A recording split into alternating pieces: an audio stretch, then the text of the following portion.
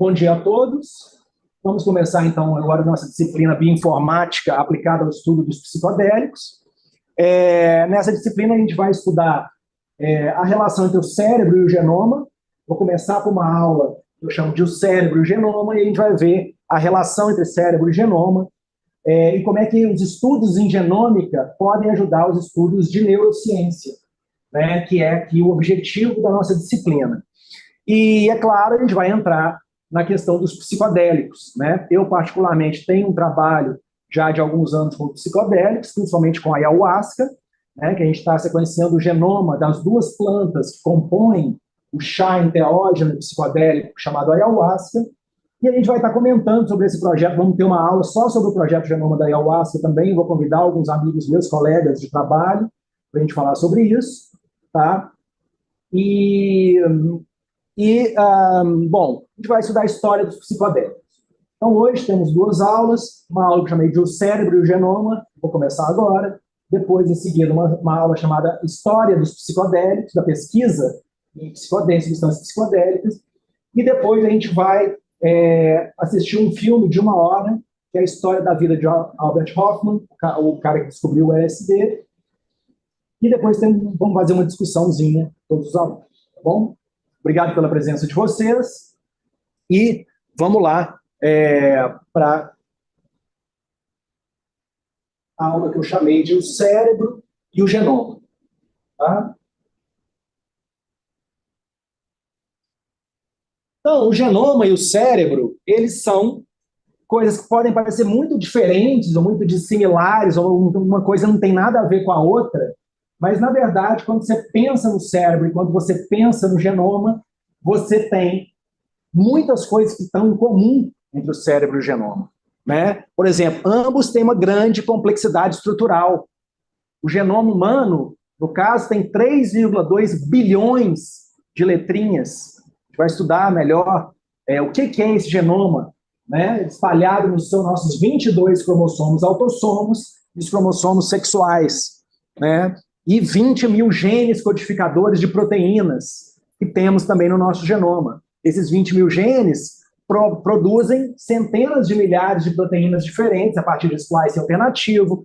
Temos os microRNAs, os RNAs não codificantes. Então, é uma complexidade incrível que tem o genoma, né? E o cérebro também não é menos complexo do que o genoma, é tão complexo quanto, ou mais complexo, ou seja, o que importa é um nível de complexidade que está além do que a gente consegue aprender com os nossos sentidos físicos, com nossa contagem até 10, até 100, até 1000, está muito além disso, né? Então, o cérebro tem uma rede intrincada de 86 bilhões de neurônios no cérebro, espalhados ao longo de todo o cérebro, de várias estruturas cerebrais que vou apresentar para vocês também nessa aula, tá? Então, eles são muito complexos, tanto o cérebro quanto o genoma.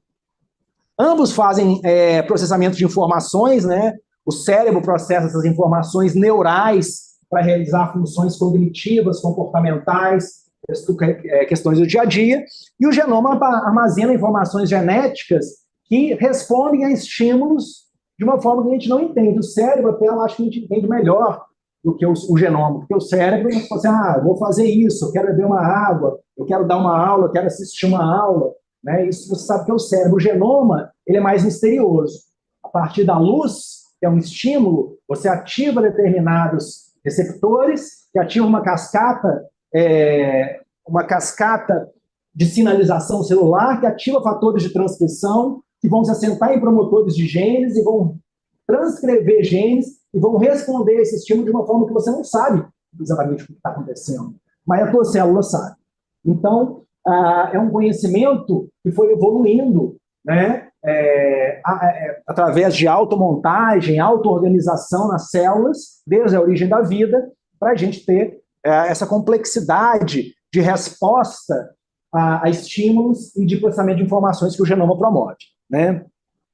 Tanto o genoma quanto o cérebro são muito plásticos, né? O genoma, ele não pode ser muito rígido, porque ele tem que se adaptar a novas condições, né? Você tem a reprodução sexuada, a meiose, que divide os cromossomos, depois a recombinação gênica, o crossing over, né? Os próprios vírus endógenos que a gente tem, a gente sabe hoje a importância dos vírus para a plasticidade genômica, né? Então, a gente tem vírus que promovem rearranjos gênicos, fazem novos genes nas espécies, tá? Então, o genoma é muito plástico e o cérebro ainda mais plástico, né? O cérebro, por muito tempo, se acreditou que você nascia com uma determinada quantidade de neurônios e só ia perdendo neurônios ao longo da vida.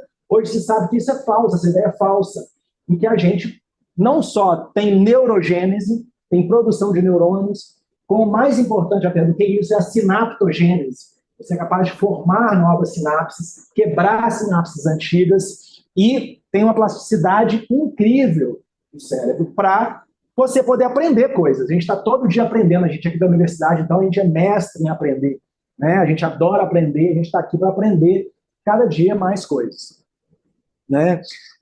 Tanto o cérebro quanto o genoma tem essa questão da herança, né? É transmitido ao longo das gerações. No caso do cérebro, você ensina para o teu filho até coisas ali que não são exatamente da herança genética, mas é claro que o teu filho também herda, de alguma forma, a cognição que você tem, a cognição que a mãe dele tem, que o pai tem, né? E você herda do teu pai também a forma de enxergar o mundo, né? Então, tudo isso é importante. Temos a variação individual, né? Cada cérebro é diferente, cada genoma é diferente. E a questão da regulação, né? O cérebro e o genoma regulam. No caso do cérebro, ele é mais como se fosse...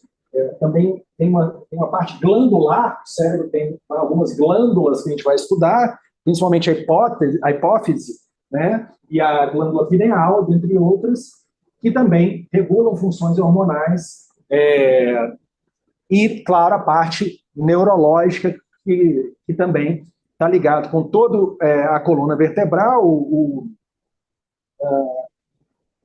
a parte mais periférica do sistema nervoso, que regula o nosso movimento, né? Então, o genoma e o cérebro são muito parecidos, embora tem muitas questões similares, embora eles sejam totalmente diferentes em qualquer aspecto que você pode imaginar. Muito bem. Então, o genoma humano, a gente sabe que ele é formado por 22 pares de cromossomos autossomos, um par de cromossomos sexuais. O cromossomo 1 é o maior cromossomo e ele tem 250 milhões de letrinhas DNA, cromossomo 1. Então, ele é um pedaço de DNA gigante, não só DNA, porque ali também tem proteínas, ele é a chamada cromatina. DNA está ligado em proteínas sempre, e ali estão as histônias, as fibras da cromatina, que mantêm o DNA íntegro, a estrutura do DNA, né? Então, o cromossomo 1 tem 250 milhões de nucleotídeos, e o cromossomo Y e o cromossomo 21 e 22 têm por volta de 50 milhões, né? 50 milhões de letrinhas de A, C, T, G, que é os menores cromossomos humanos. Então, entre 50 milhões e 250 milhões, cada cromossomo vai tendo uma quantidade de nucleotídeos, né? E no caso do cérebro também, o genoma, a gente sabe que o genoma ele é estático, todas as células têm o mesmo genoma.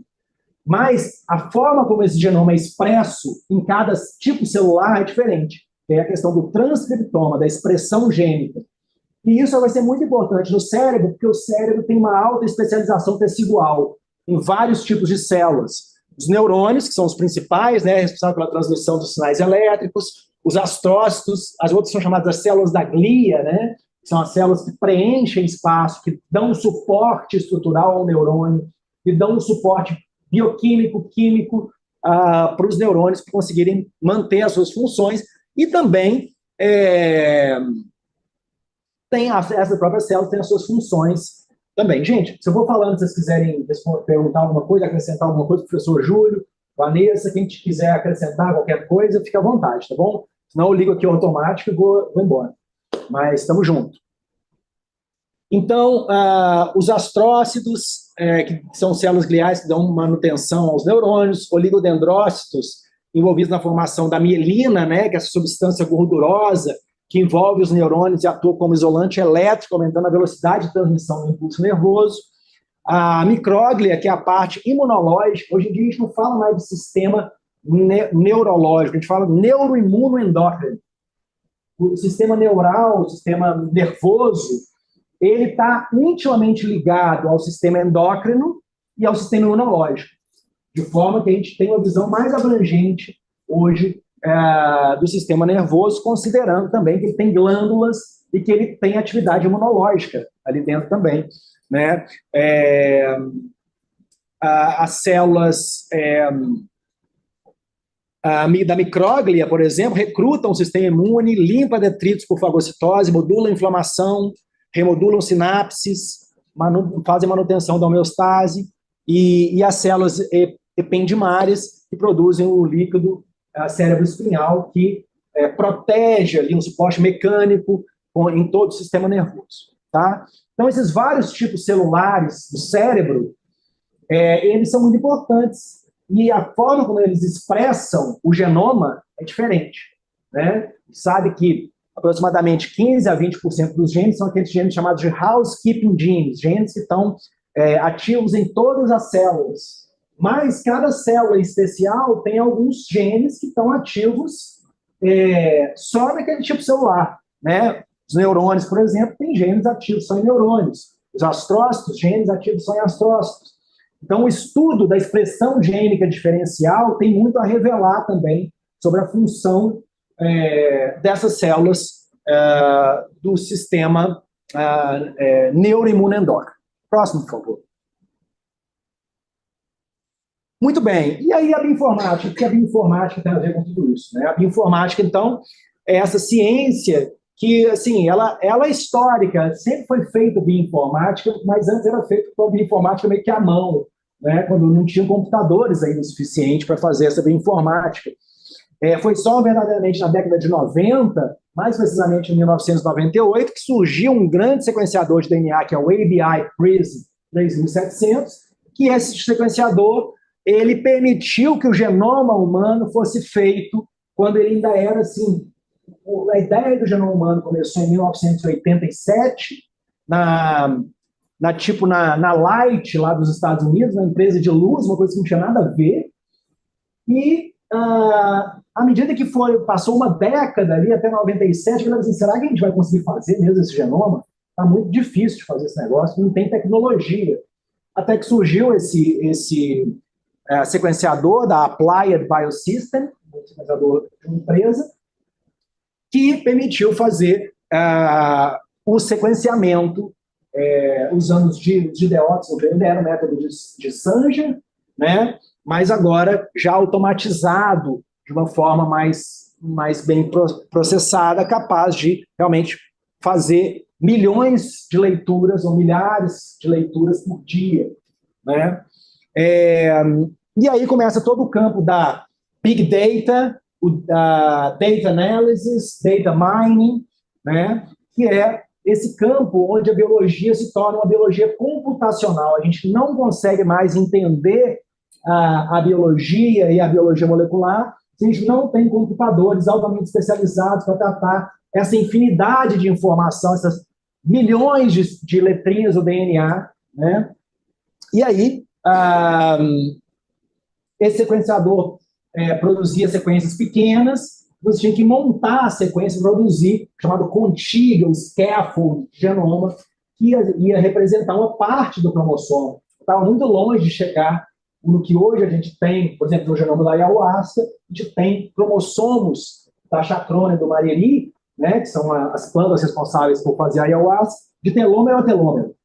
Né? Você vê o telômero no início, o telômero no fim, toda a sequência do DNA. Ali, naquela época, em 1998, em 2001, quando saiu o genoma humano, ainda você tinha pedaços de cromossomo, que às vezes você nem sabia de qual cromossomo era.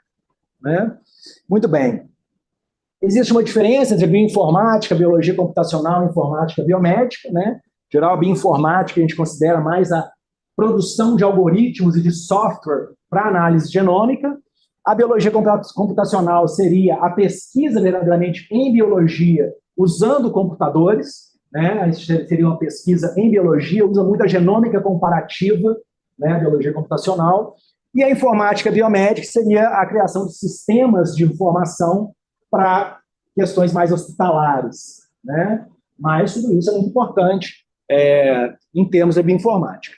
A bioinformática, então, ela é feita, é importante demais para qualquer bioinformada ter um conhecimento aprofundado de sistemas operacionais do tipo Linux ou Unix, tá? É fundamental que um bioinformata saiba programar computadores, tá? Assim, existem muitos bioinformáticos que não são programadores, e é possível trabalhar com bioinformática sem ser programador, só que é muito mais difícil, porque você tem que ter pelo menos um programador que seja seu amigo, para pedir para ele te ajudar, né? Porque muitas vezes os programas que são feitos para você fazer análise de genoma, eles não fazem exatamente o que você precisa. Hoje em dia, para análise de tipo de genoma, de transcriptoma, já tem coisas que estão altamente automatizadas, e sim, você não precisa de ser um programador, mas se você é programador, você consegue tirar mais informação ali. Então é importante aprender a programar computadores se você quiser ser um bioinformata. Não é o caso do nosso curso, tá? Esse curso aqui não é um curso de aprender bioinformática, é um curso de entender a importância da bioinformática e da genômica na pesquisa em psiquiatria e na pesquisa dos psicodélicos, tá bom? E hoje em dia também tem a biologia dos sistemas, que é entender e fazer modelos dos sistemas biológicos dentro do computador, que aí exige uma modelagem matemática de sistemas. E a gente vê aqui a Nature, mesmo a revista Nature, essa capa da revista Nature é de 2014. 2014, ou seja, 10 anos atrás, ela já falava assim, Big Data. Né? Já estava a ciência na era petabyte. Então, já mostrava a importância, há 10 anos atrás, e a importância só aumentou de lá para cá. Então, como eu estava falando para vocês, a genômica é o estudo do genoma. E o que é o genoma? O genoma humano é o conjunto haploide de informações presentes no DNA de um certo organismo. No caso que a gente vai estar trabalhando aqui, principalmente no DNA humano. Né? Os cromossomos são uma única molécula de DNA, formada por DNA e proteínas, que é a cromatina. Né? Aqui eu estou mostrando ali para vocês, ali em cima a gente tem o cromossomo Y, não, o cromossomo 21, desculpa, né? O cromossomo 21 tem ali cada partezinha ali dele tem genes específicos ligados a síndrome de Down, no caso, que é a trissomia do 21, que dá uma diferença de variação de cópias desse cromossomo, que dá um problema de desenvolvimento cognitivo, né? Se você tem 3 cópias do cromossomo 21, e vários outros genes, né, que são conhecidos e que estão dispostos nesse cromossomo. E isso a gente conhece desde 2001, que foi quando surgiu pela primeira vez o genoma humano. Então, lá em 2001 e 98, quando aquele sequenciador sequenciou o genoma, a gente tinha essa questão dos fragmentos, a gente ia montando, tá, os fragmentos. E a genômica, mais importante de tudo, qual a importância da genômica? É proporcionar novas relações entre o genótipo e o fenótipo. Né? Então, o genoma, muitas vezes o pessoal fala assim, mas esse trabalho seu é um trabalho de storytelling. Por quê? Quando a gente faz um genoma, a gente tem muitas hipóteses, mas você não tem como testar todas as hipóteses. Saem dezenas, às vezes centenas de hipóteses quando você vai estudar ali o genoma e ver quantos genes você tem de cada família, quantos genes você tem para uma determinada característica. Às vezes você tem uma expansão de família gênica numa nova espécie que está sequenciando o genoma, e é difícil interpretar o que está acontecendo. Para você interpretar, você tem que fazer um experimento de mais 5 anos. Isso você tem várias hipóteses quando você sequencia o genoma, ao mesmo tempo elas se revelam, né, num estudo de data mining mesmo. Agora, para validar essas hipóteses, você precisaria de mais 10 anos de estudo para cada hipótese. Né? Então, o genoma é um grande gerador de hipóteses. E quando a gente publica um trabalho de genoma, o revisor fala assim, mas esse trabalho seu é um storytelling, você está contando muita história, mas você não valida nada. Aí fala assim, sinto muito, amigo, isso é genômica. Né? E aí, para validar, aí vão ser mais 10 anos de pesquisa em cada hipótese, né? Que vai ter que ser melhor trabalhada pelos pesquisadores para encontrar. Então, é isso. Bem-vindo ao mundo da genômica.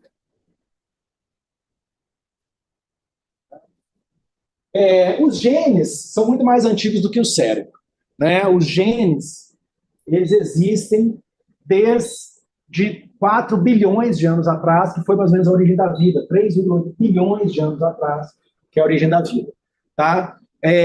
A vida foi uma vida unicelular por mais 2 bilhões de anos, só 1 e pouco bilhões de anos que os eucariotos surgiram e que as células conseguiram conversar de um jeito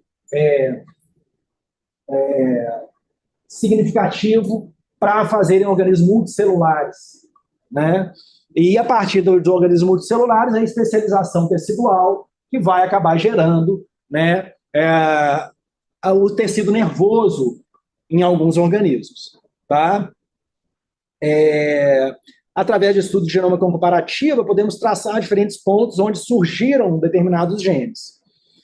E algumas etapas do processo evolutivo deram grandes, poderíamos chamar assim de saltos evolutivos, não são saltos, né?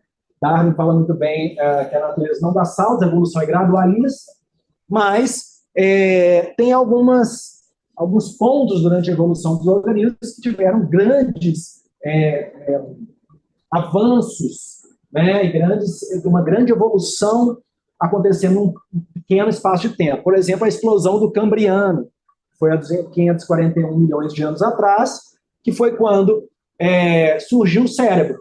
Né? O cérebro surgiu ali tanto nos moluscos quanto nos cordados. Os cordados vão dar origem aos vertebrados, e os equinodermos e os anelídeos, eles não têm um sistema nervoso tão desenvolvido.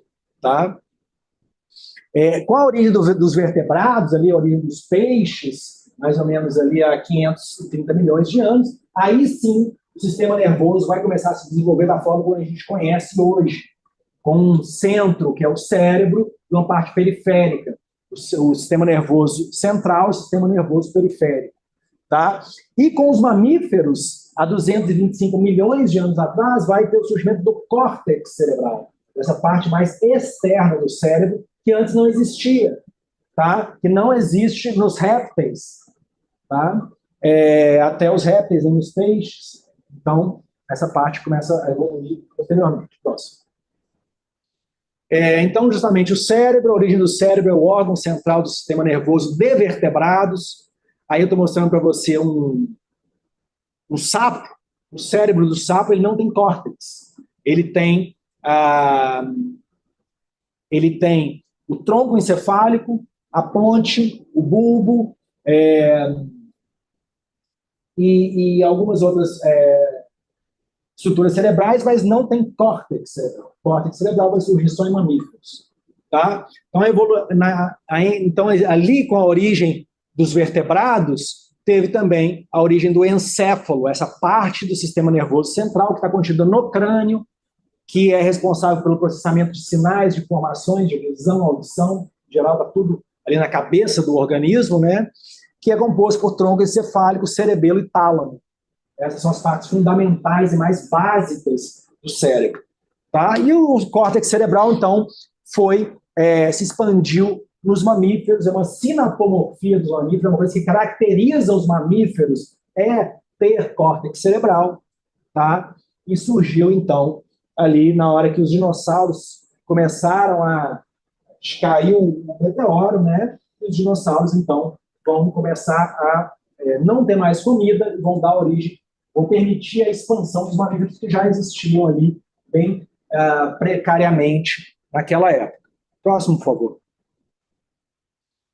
Então, o cérebro é a estrutura mais complexa e vital do sistema nervoso, é o centro de controle do sistema nervoso.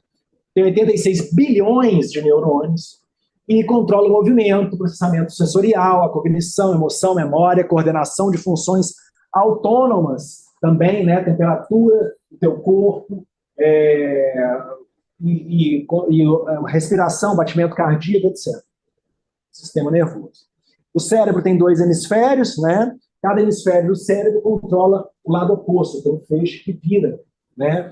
O cérebro esquerdo está associado à linguagem, o raciocínio, o pensamento lógico, habilidades analíticas e o pensamento sequencial.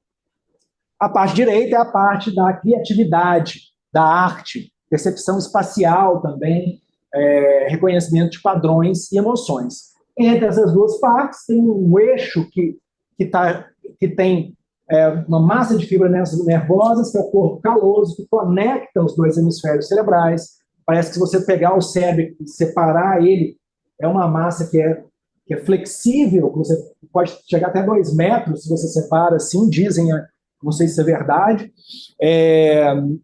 E esse corpo caloso tem esses axônios que conectam as diferentes partes do cérebro, tá? E permite, então, que a parte da criatividade se ligue com a parte da lógica, né, ali no teu cérebro. E aí, como é que eles sabem isso? Tem alguns doentes, né? Aí eu recomendo o livro do Antônio Damasio, O Erro de Descartes, onde ele analisa. Antônio Damasio é um neurocientista português. Esse livro é genial.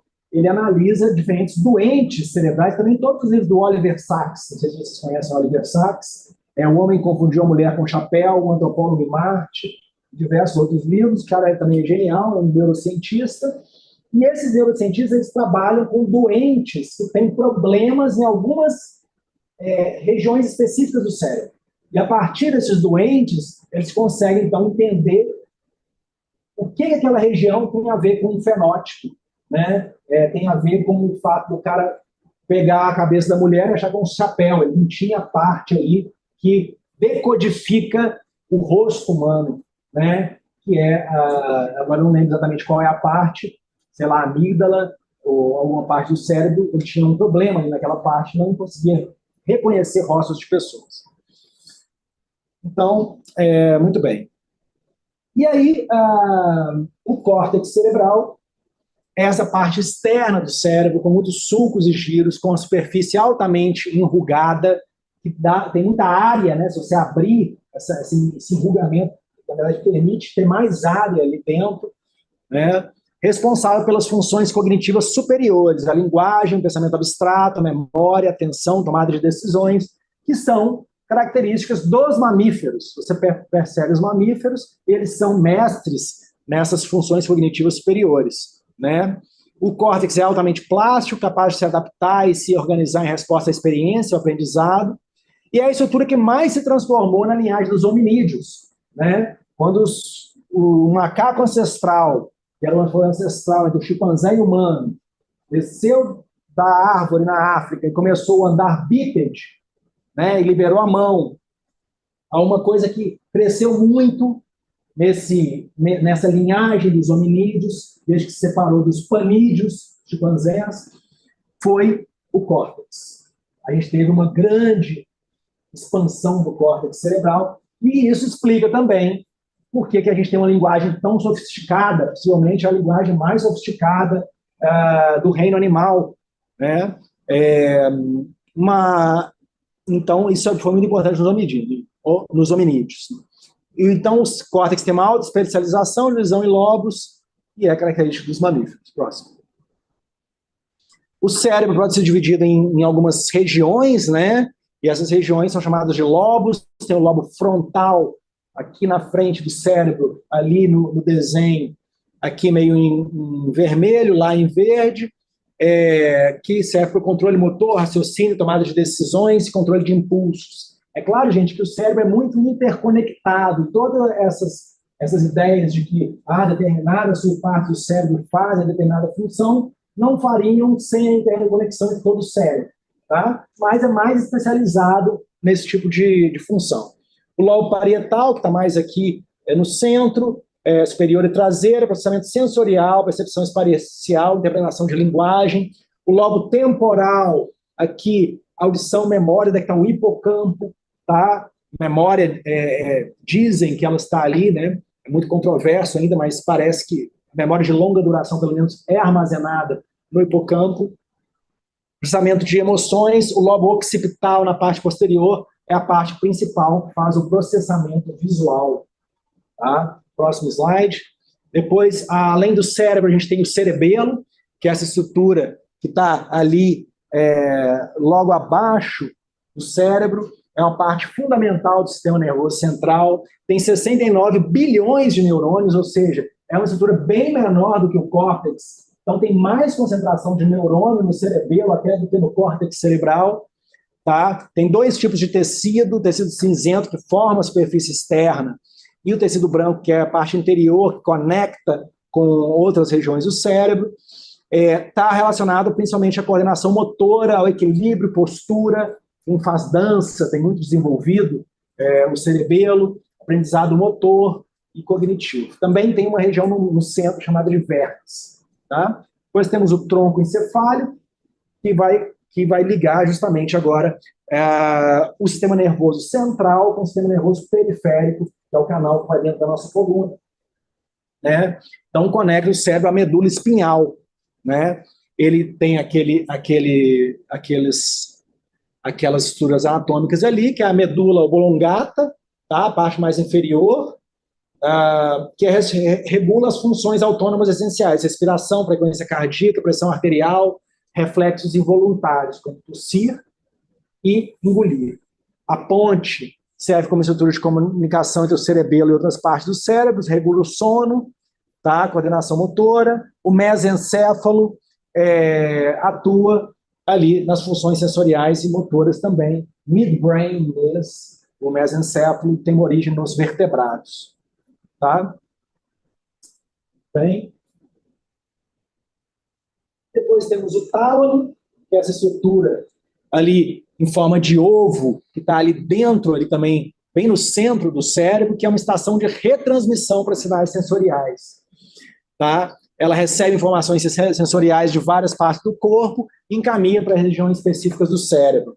Regula a transição sono-vigília e atua na consciência. Consciência é uma coisa que a gente vai discutir muito aqui. O que é a consciência?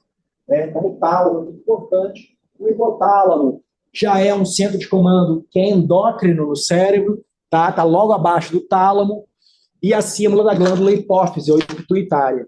Tá? O hipotálamo tem funções muito importantes no sistema neuroimunoendócrino.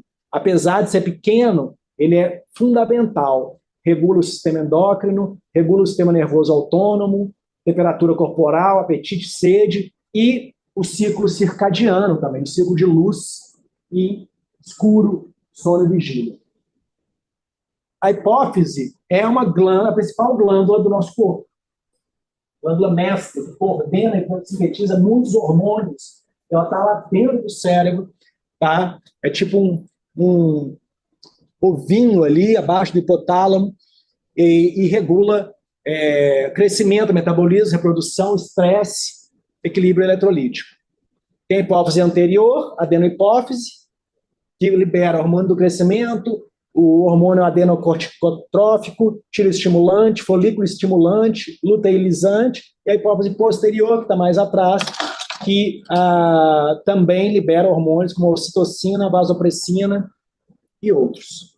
Aí, então, um desenho da pituitária, que também é chamada, a hipófise também é chamada de pituitária, que é um órgão do sistema endócrino, o principal órgão do sistema endócrino, que faz parte do cérebro também, que está dentro do cérebro, né?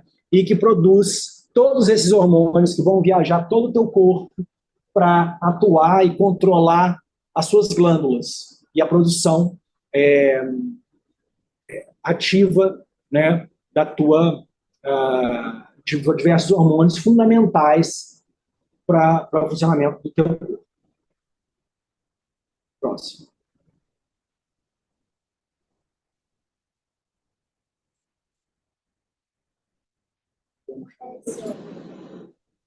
Finalmente temos a glândula pineal, que é terminando a parte mais anatômica do cérebro, que é uma glândula endócrina, localizada atrás do tálamo, na parte central, bem no centro do cérebro, tem a forma de pinha e o tamanho de uma ervilha, e a glândula pineal secreta melatonina. Isso é a coisa principal que a gente sabe que ela faz. Melatonina é o hormônio do sono.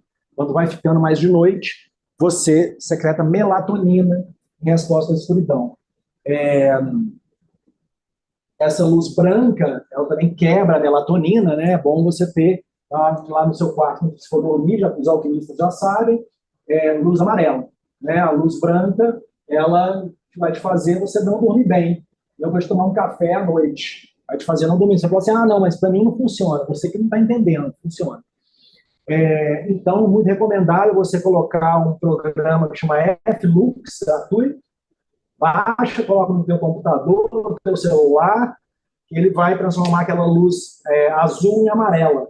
A luz azul, ela quebra a melatonina e ela faz você não dormir bem. Uma das coisas mais importantes para a sua saúde é ter uma boa noite de sono. Bem. Então, fique atento com isso.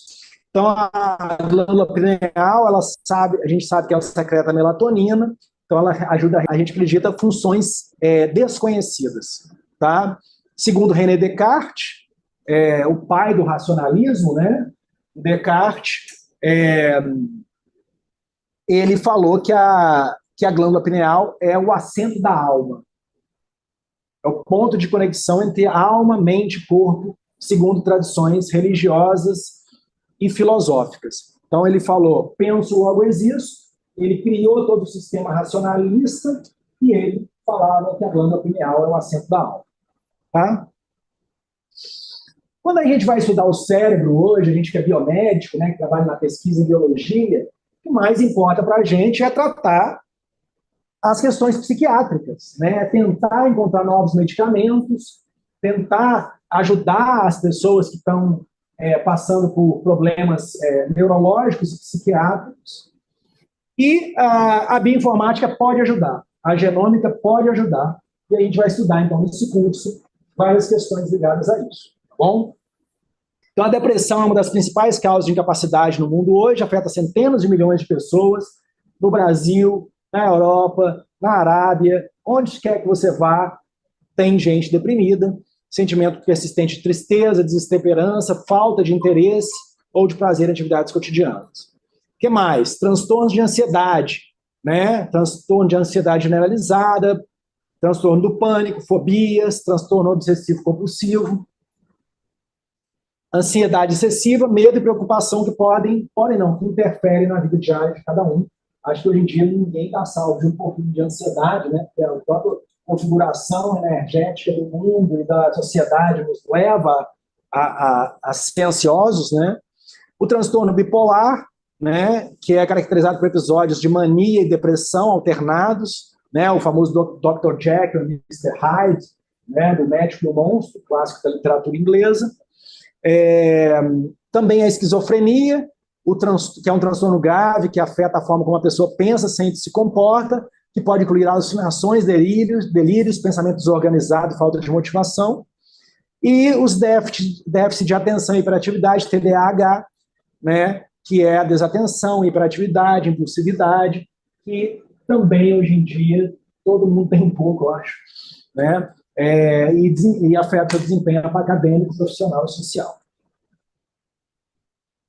Então, como é que a genômica, a bioinformática, podem ajudar no estudo do cérebro, podem ajudar no estudo da psiquiatria, né, através de diferentes tecnologias de análise de genoma que vão ajudar a gente a entender melhor os transtornos psiquiátricos e como tratá-los. Então, a gente vai estudar nessa disciplina, os alunos matriculados oficialmente vão ser convidados a apresentar trabalhos de GWAS, né, que é Genome-Wide Association Studies, eu vou explicar o que é, estudos de exoma, estudos de transcriptoma e estudos de epigenoma, tá?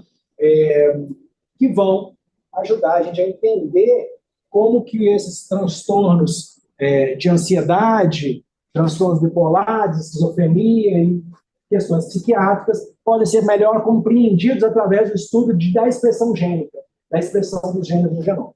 Tá? Os estudos de GWAS, aqui eu coloquei um exemplo com transtorno bipolar, são estudos de associação em todo o genoma. Você vai pegar várias pessoas doentes e várias pessoas não doentes e vai sequenciar o genoma delas, né, parcialmente, às vezes completamente, para ver o que eles têm em comum de mutação no DNA. Quais são os alelos de genes que determinadas pessoas que têm o transtorno bipolar têm em comum e que pessoas que não têm isso. Né? Então, é um estudo também estatístico. Né? Esses estudos confirmam para todas as doenças psiquiátricas que a maioria das condições psiquiátricas é poligênica, Outra coisa que eu acho, que aí também é uma opinião minha, mas eu acho que é meio verificado, é que, assim, do câncer, uma doença psiquiátrica, ao autismo, o câncer é um câncer diferente para cada paciente. Então, a pessoa que tem câncer de mama e eu tenho câncer de mama, não foram possivelmente catalisados pela mesma mutação, né? Eu acho que câncer só vai ser entendido profundamente quando a galera conseguir estudar o que a gente chama de genômica personalizada. Eu vou estudar o teu câncer. Ah, é o teu que eu quero estudar, porque ele é particular. O autismo também tem várias coisas. O autismo é um aspecto múltiplo, né? E diferentes questões levam ao autismo, ou levam ao transtorno bipolar, tá? Então, é preciso olhar esses trabalhos também um pouco de ceticismo, não só ceticismo, como também entender que essas doenças têm múltiplas origens e múltiplas causas, né? Mas é claro que existe alguma coisa geral que a maioria das pessoas pode ter que atravessa. Isso sim, esses estudos estão contemplando, né? Então, às vezes, ali tem um estudo que foi feito com 106 mil indivíduos, né? Um trabalho de DWOS identificou 9 genes relacionados com transtornos bipolares, tá?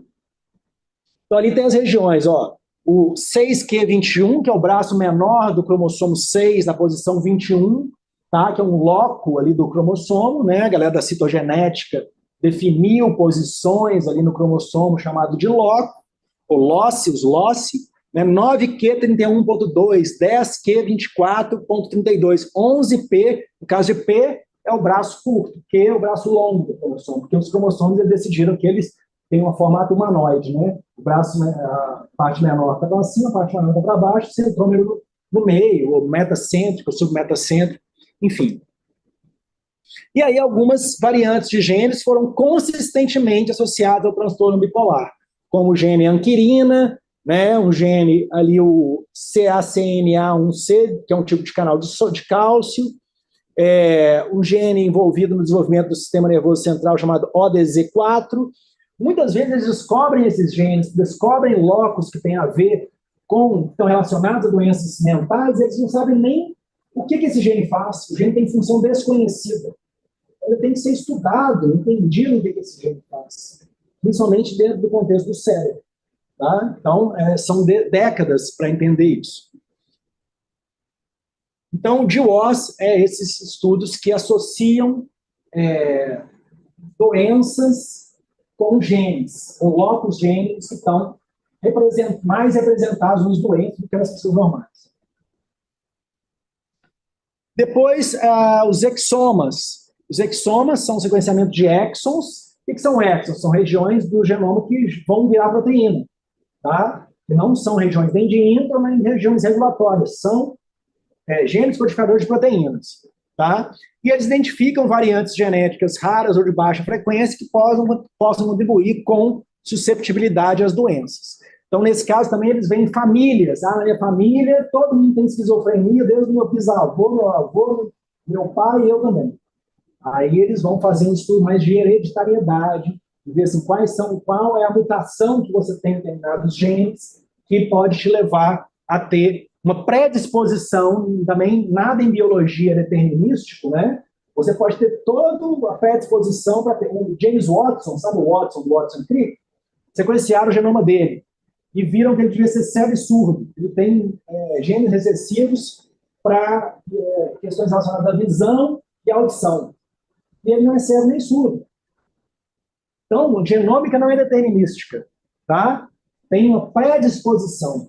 Então, esses estudos vão ver a sua predisposição. Isso é muito perigoso também, quando a gente vai fazer esses estudos que eles estão fazendo agora de doença mesmo, né? De genome-wide. Tira o seu genoma, você paga uma empresa, vê sua ancestralidade e vê sua predisposição a doenças. Aí você vai achar, nossa, eu tenho muita predisposição a ter determinado câncer, né? Aí é claro que é recomendado você ter uns hábitos que vão evitar aquela doença, mas nada é determinístico, tá? E cada dia a gente vê que novos alelos existem, que tem novas interações, então a ciência está aí em em avanço, em tentando entender ainda as coisas.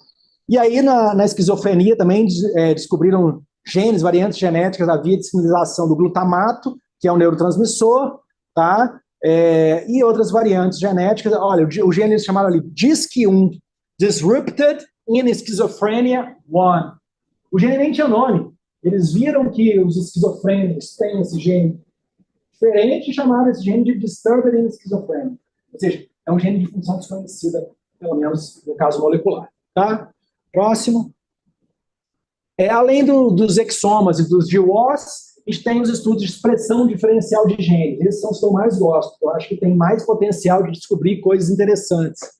Tá?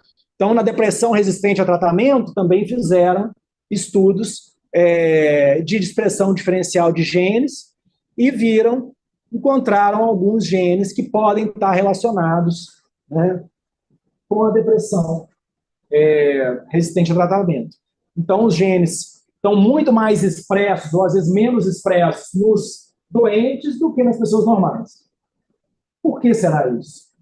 Aí tem que entender o mecanismo. Né? A ciência hoje ela é mecanística e reducionista. Então, tem que chegar no gene e depois tem que inventar um mecanismo, depois testar o mecanismo. Júlio? Nesse momento que você está falando de expressão de gene, você está se referindo ao conceito gene como expressão de uma função da proteína, ou gene que codifica pequenos RNAs, etc. O conceito mais abrangente, vai além. Os estudos de transcriptoma em geral, eles usam RNA total. Inclusive, é uma grande pedra no sapato da galera que trabalha com transcriptoma, e eu sou um deles, e quando você vai fazer a expressão diferencial de genes, normalmente os genes mais diferencialmente expressos são RNAs não codificantes. E aí, cara, pra você explicar por que esse RNA não codificante tem expressão diferencial é muito complicado. Porque RNA não codificante, o que ele faz, em geral, é regular a meia-vida de RNA mensageiro. Além de estar ligado com outros RNAs. E só de saber qual RNA que liga em quais são... Eu descobri que tem um RNA lá específico que é altamente expresso. Mas, para eu saber o que ele faz, é tão indireto, ele regula esse gene, regula esse gene, regula esse gene e regula outra coisa. É muito difícil de criar um mecanismo para isso. Então, em geral, a gente fala mais dos genes codificadores de proteínas porque é mais clara o que ele pode fazer. A proteína está muito aumentada ou mais diminuída. Mas, hoje em dia, a gente estuda muito os RNAs não codificantes e eles têm uma importância cada vez mais fundamental nesse processo também. Gente, mais uns 2, 3 slides, a gente termina a primeira aula, eu vou dar 5 minutos de intervalo, tá?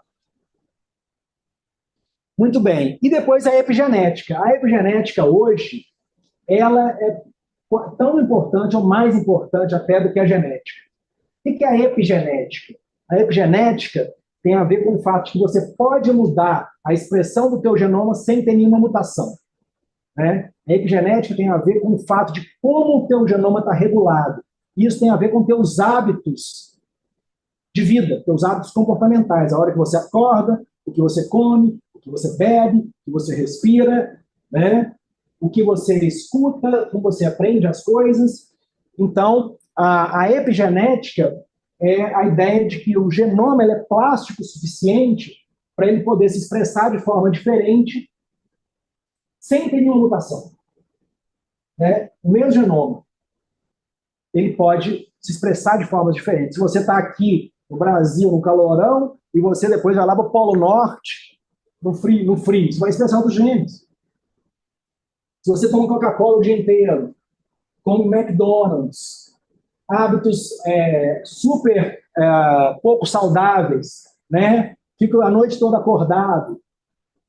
Isso aí, fumante, né? Sem querer também falar que você deve fazer nada de uma forma controlada, mas os hábitos saudáveis influenciam muito na expressão saudável dos seus genes. Né?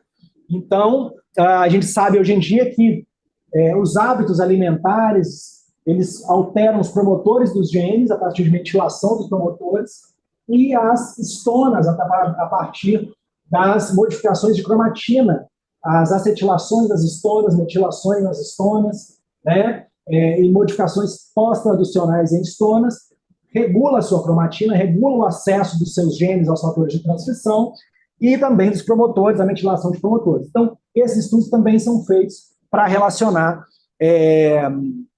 os hábitos alimentares e os hábitos diários das pessoas, né? A gente vai ver no estudo de psicodélicos que é muito importante uma questão que a gente chama de set and setting, né? O set é como você está quando você entra numa experiência psicodélica, como você está mentalmente. Ah, eu estou jóia, estou de boa, vou entrar para ter uma incrível viagem para dentro de mim mesmo. Ah, não, estou deprimido, estou quase suicidando e tudo é uma merda na minha vida. Então, a experiência que você vai ter quando você está buscando a cura ou quando você está no fundo do poço é totalmente diferente no caso dos psicodélicos. Então, set. E depois o setting. Onde é que você vai tomar esse psicodélico? Né? Você vai tomar esse psicodélico dentro de um hospital, sendo ajudado por pessoas, vai tomar numa aldeia indígena com um pajé e um xamã, vai tomar esse psicodélico numa festa com amigos, vai tomar esse psicodélico, sei lá, para depois fazer uma viagem de carro, né? Então, todas as condições, que é o setting, são muito importantes no uso de psicodélicos. E, hoje em dia, o Siddhartha, eu vi uma palestra com o Siddhartha Ribeiro, que falou assim, eu fui na palestra quando eu estava contando outra história, né? Estou contando a história da história, estou vendendo peixe pelo preço que eu comprei. O Siddhartha falava assim, eu fui na palestra mais importante de psicodélicos, nessa palestra de psicodélicos, eles convidaram para abrir a palestra o chefe dos Institutos Nacionais de Saúde Mental dos Estados Unidos, tipo o NIH de Saúde Mental, e o cara falou assim, olha, o que a gente viu na psiquiatria nos últimos 30 anos é que os psiquiatras não sabem entender o setting do contexto da doença mental e da utilização de drogas pelos pacientes psiquiátricos. Por quê? O paciente que está fazendo isso, vai para o hospital, ele é tratado por uma equipe, ele é acolhido, dá um remédio para ele, ele melhora. Aí esse mesmo paciente volta para casa. E ele volta para casa, tem, sei lá, a mãe dele, todo o inferno da vida dele está lá em volta da vida dele. E ele, de novo, fica na depressão. Por quê? Porque o setting é diferente. Então, para você melhorar o distúrbio mental, ou para você experimentar psicodélicos, ou se você está usando drogas que vão afetar a tua saúde mental, é importante o contexto. Não é só a droga. O setting é mais importante, às vezes, do que a própria droga. Então, você precisa entender como a gente trabalha também com esse tipo de coisa. Próximo, acho que é o último. Então, a nossa dinâmica das aulas aqui, a ideia é que eu vou dar uma aula teórica, ou duas, de 1 hora a 1h30, começando às 9 até às 10h30. Às 10h30, eu gostaria que os alunos que estão matriculados na disciplina apresentassem artigos, vão ser 2 ou 3 artigos por dia, cada aluno tem 15 minutos para apresentar um artigo. Eu gostaria, se você puder, os alunos, que busquem você mesmo um artigo de alguma coisa que te interessa, que tem a ver com a bioinformática, genômica e psiquiatria, e psicodélicos, claro. Se você não achar que você não consegue encontrar, eu te ajudo, eu mando um artigo para você, aí você vai ter que apresentar aquele artigo que eu estou sugerindo, né? E eu quero também convidar aqui alguns especialistas e fazer algumas discussões aqui com pessoas reconhecidas na área. Tá bom? Próximo. Então, hoje, essa aula, tem mais uma aula pequena que eu vou dar para você, teórica ainda, que é sobre a história dos psicodélicos. Aí depois a gente vai assistir o filme do Albert Hoffman, onde ele não, é um filme que romanceia toda a história da descoberta do LSD, 56 minutos, em inglês, com legenda em inglês, tá? Não consegui achar a legenda em português, mas é fácil de entender. O próprio Hoffman não é americano nem nada, então ele é suíço, então ele fala com o inglês que está aprendendo bem, ainda mais com a legenda em inglês. Depois a gente faz uma discussãozinha. Próximo. Então tá, vamos dar 5 minutos agora de intervalo, para vocês irem beber uma aguinha. Se tiver alguma pergunta, estou à disposição.